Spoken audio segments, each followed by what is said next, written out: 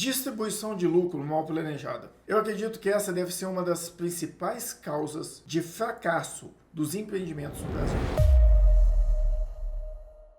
A distribuição de lucros, ela deveria ser algo feito de acordo com a necessidade do negócio. O negócio precisa de mais caixa, eu distribuo menos lucro. O negócio precisa de menos caixa, eu distribuo mais lucro.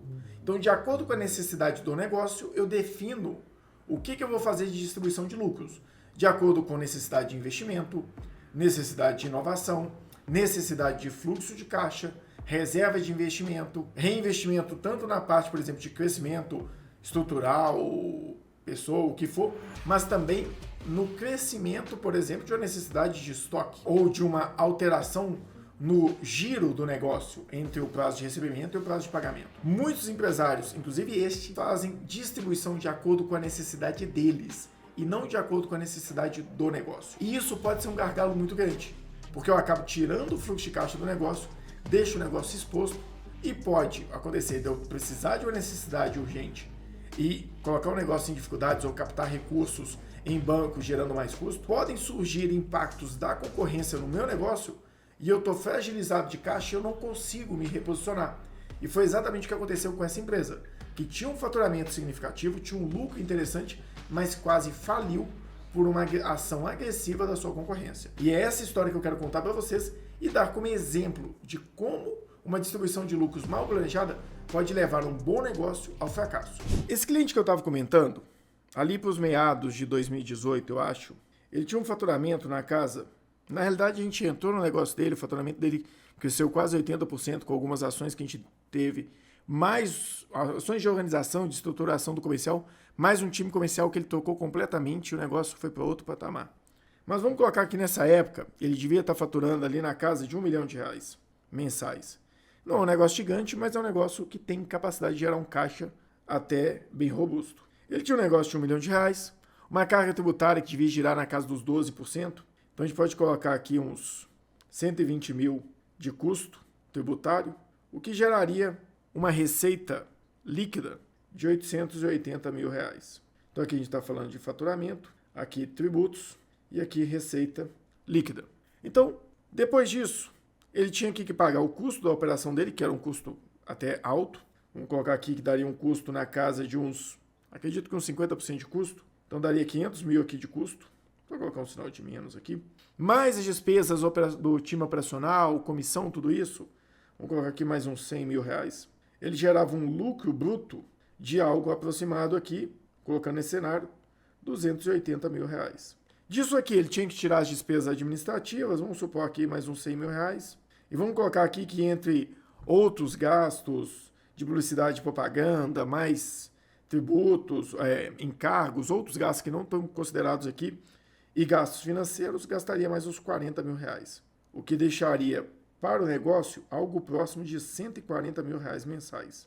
Ao invés desse empresário decidir determinar um salário claro para ele e para o sócio dele, vamos colocar aqui que cada um tirasse, na época, em torno de 20 mil reais, que ainda sobraria 100 mil reais no negócio, só mudar isso aqui, que é vermelho, sobraria mais 100 mil reais no negócio, que vezes 12 meses, daria um caixa de 1 milhão e 200 por ano, na realidade coloquei errado, 1 milhão e 200 por ano, que eles podiam decidir distribuir algo em torno de 40%, por exemplo, dependendo do cenário, o que geraria para eles uma distribuição 40% de 1 milhão e 200, daria 480 mil, deixando para o negócio ainda 720 mil de caixa.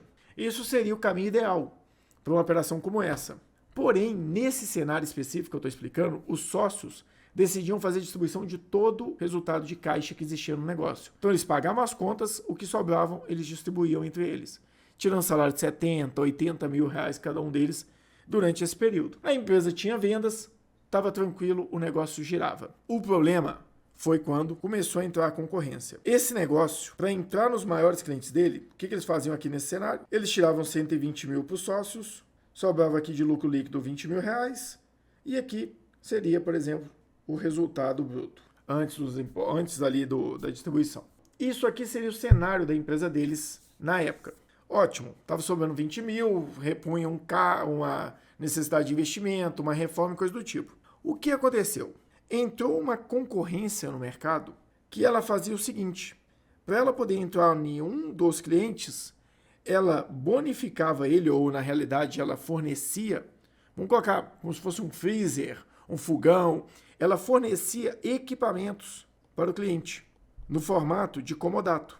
Então ela colocava equipamentos incomodatos no mercado para que o cliente comprasse somente o produto dela. Quando ela fez isso, o que ela criou? Ela criou uma necessidade altíssima de investimento no negócio. Porque para cada cliente que eles traziam para o negócio, era mais um equipamento que tinha que ficar disponível lá. Com isso, essa empresa que era o meu cliente passou a não conseguir competir em novos clientes e começou a perder seus próprios clientes. Por quê? Os sócios já estavam acostumados a fazer uma retirada muito gorda do negócio. E eles criaram um custo de vida baseado nessa retirada. Com isso, na hora que a concorrência começou de forma agressiva a colocar equipamentos no mercado, no formato de comodato, como o equipamento é um ativo, subentende-se como investimento, o investimento que eu vou colocar no mercado para conseguir trazer mais clientes, então é um investimento que trazia uma certa rentabilidade, o gestor financeiro deles entendeu que o quê? Ele poderia fazer uma captação de recursos para, com esse empréstimo, reinvestir no negócio e fazer com que eles conseguissem entrar no mercado comprando também esses equipamentos para comodato. Só que quando ele fez isso, na DRE, a única alteração que foi feita foi o quê? Aqui é onde eu tinha esses outros custos aqui, no lugar de 60, só tirar tudo isso aqui, no lugar, deixa eu ver se ainda está fazendo, tá. No lugar de 40, eu passei a ter 60 mil de custo, porque eu coloquei juros desse empréstimo. Supor que eu coloquei aqui R$1 milhão no negócio, a uma taxa de mais ou menos 2%, estaria dando ali mais ou menos R$20 mil por mês de taxa a mais.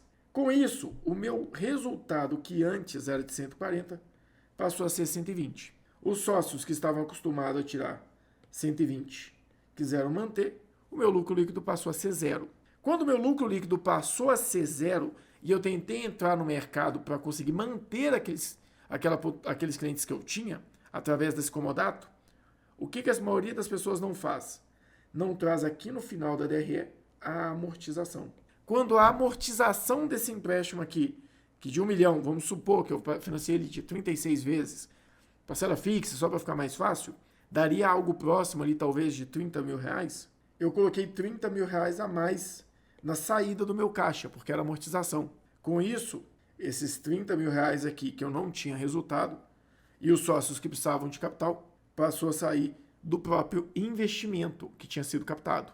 Com essa saída no investimento que tinha sido captado, automaticamente o investimento começou a cair muito rápido, eles não conseguiam suportar o crescimento da outra empresa colocando comodato, porque eles gastavam o dinheiro da própria empréstimo para amortizar. Isso fez com que eles pegassem outro empréstimo para pagar essa necessidade de capital de giro, fez com que eles colocassem mais dificuldade para colocar o comodato no cliente, enquanto a concorrência, que acredito eu, que era menor no passado, não tinha tantas retiradas provavelmente, começou a gerar caixa e ela foi crescendo de forma mais estruturada, a outra empresa começou a ter dificuldade de estar no mercado, o faturamento começou a cair.